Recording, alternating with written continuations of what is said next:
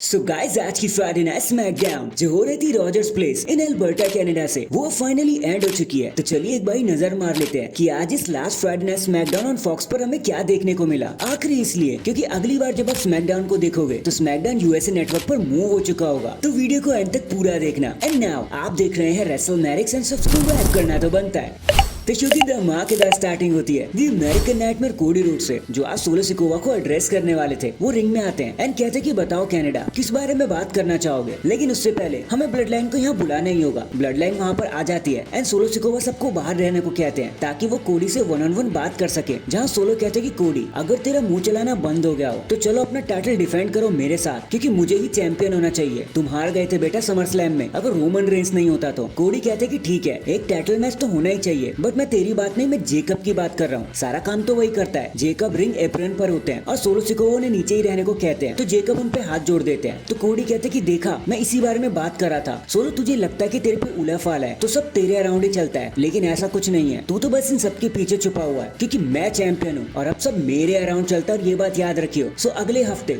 Wait क्यों करना भाई, आज स्कोर सेटल कर लेते हैं, जिसके बाद हमें DIY ने स्ट्रीट प्रॉफिट भी वहाँ देखने को मिलते हैं ताकि ब्लड लाइन कोडी रोड्स को मार ना दे। लेकिन वहाँ पर निकेल्डिस भी आ जाते हैं और कहते हैं कि अगर सस्पेंड नहीं होना चाहते ना तो लड़ने की कोशिश मत करना। और अगले हफ्ते कोडी एंड सोलो मैं टाइटल मैच को ऑफिशियल कर देता हूँ। लेकिन मैं ये भी जानता हूँ कि ब्लड लाइन चीजों को खराब करती है, वो बिजनेस के लिए तो अच्छा नहीं हो सकता। इसलिए ये चैंपियनशिप मैच अब एक स्टील केज मैच होगा। और ये एपिक अनाउंसमेंट के बाद ये मूवमेंट यहीं पर एंड हो जाता है। फिर एक बैक स्टेज मूवमेंट के बाद हमें टिफनी स्ट्रैटन वर्सेस बेली के बीच में एक सिंगल्स मैच देखने को मिलता है, जो एक ग्रज मैच था। बताने को कुछ खास हुआ नहीं, बट एक मूवमेंट के लिए नया जैक्स रेफरी को डिस्ट्रैक्ट करती है ताकि टिफनी मैच को जीत सके। लेकिन उल्टा बेली ही रोज प्लांट लगाकर मैच को जीत जाती है और सबको शॉक कर देती है। नेक्स्ट हमें Apollo Crews versus the return of Giovanni Vinci के बीच में एक सिंगल्स मैच देखने को मिलता है। जैसे ही जियोवानी विंची फाइट के लिए तैयार होते हैं उनका ध्यान थोड़ा सा भटकता है। अपोलो क्रूज उन्हें क्रूसिफिक्शन पिन कॉम्बिनेशन में फंसा लेते हैं और 2 मिनट में विंची को हराकर वहाँ से भाग लेते हैं। विंची पागल हो जाते हैं कि भाई मेरा रिटर्न था, डेब्यूट था, तो ये क्या चीजें हो गई, और उन्हें कुछ भी नहीं मिलता। इसके बाद हमें ट्रिपल थ्रेट मैच देखने को मिलता है between Kevin Owens versus Austin theory versus Grayson Waller. अब केविन ओवेंस ने यहाँ लड़ने की बहुत कोशिश करी, बट वॉलर एंड थ्योरी कहीं ना कहीं डबल टीम करते हुए नजर आए। इट्स लाइक कि ये मैच ट्रिपल थ्रेट मैच ना होकर एक हैंडीकैप मैच में बदल गया हो। बट फिर भी केविन ओवेंस एक स्टर्नर लगाने में कामयाब हो जाते हैं और मैच को जीत जाते हैं। लेकिन मैच के बाद वॉलर और ऑस्टिन केविन ओवेंस पर बहुत अटैक करते हैं, जिसके बाद वो फाइनली हाथ मिला लेते हैं कि भाई हम ही असली दोस्त हैं। नेक्स्ट हमें एले नाइट, एंड्राडे एंड कार्मेलो के बीच में एक सेगमेंट देखने को मिलता है जहाँ बेसिकली वो एक दूसरे को थ्रेट कर रहे होते हैं कि आखिर किसको यूनाइटेड स्टेट चैंपियन होना चाहिए। सब अपनी अपनी बातें कर रहे होते हैं, जिसके बाद आर्ग्यूमेंट्स होते होते तीनों स्टार्स के बीच में घमासान फाइट हो जाती है। But in the and LA Knight एक BFT लगाने में कामयाब हो जाते हैं हर किसी को और बता देते हैं कि आखिर ये गेम किसका है। It's LA Knight, you know. इसके बाद हमें चेल्सी ग्रीन वर्सेस मिचिन के बीच में एक टाइम फिलिंग मैच देखने को मिलता है जहाँ बताने को वैसे भी कुछ खास नहीं हुआ। पाइपर के असिस्ट के बाद चेल्सी ग्रीन को अपर हैंड्स मिल जाते हैं और वो अनप्रिटियर लगा देती है और मैच को बड़ी आसानी से जीत जाती है। एंड फाइनली ये सारी चीजें लीड करती है हमें हमारे मेन इवेंट की तरफ, which is blood line versus DIY and street profit, एक 8-man tag team match. And trust me, इधर तो जरा भी बताने के लिए कुछ नहीं है। हम जानते हैं कि ब्लड लाइन को WWE कितना स्ट्रॉन्ग बुक करती है और यहाँ भी कुछ ऐसा ही हो गया। लेकिन जब जेकब फातू सबको अकेले ही पीट रहे होते हैं ना, तो हमें जेकब एंड सोलो के बीच में जरा सी स्लाइट मिसकम्युनिकेशन देखने को मिलता है, जो बाद में जाके सॉल्व भी हो जाता है। इसके अलावा बताने को तो कुछ है नहीं। इन दी एंड ब्लड लाइन मैच को बड़ी आसानी से जीत जाती है एज एक्सपेक्टेड और सोलो सिकोवा नेक्स्ट वीक के लिए फुली रेडी हो जाते हैं एक मोमेंटम के साथ। एंड डैंग, इसी के साथ हमारी final Friday night SmackDown on Fox यहीं पर खत्म हो जाती है। लेकिन आपका शो के बारे में क्या कहना था कमेंट करके जरूर बताना। एंड अगर चैनल पर नए तो चैनल को अभी लाइक एंड सब्सक्राइब कर दो। बाकी मैं मिलता हूँ आपसे किसी और अपडेट के साथ। तब तक के लिए अपना ख्याल रखें और खुश रहें।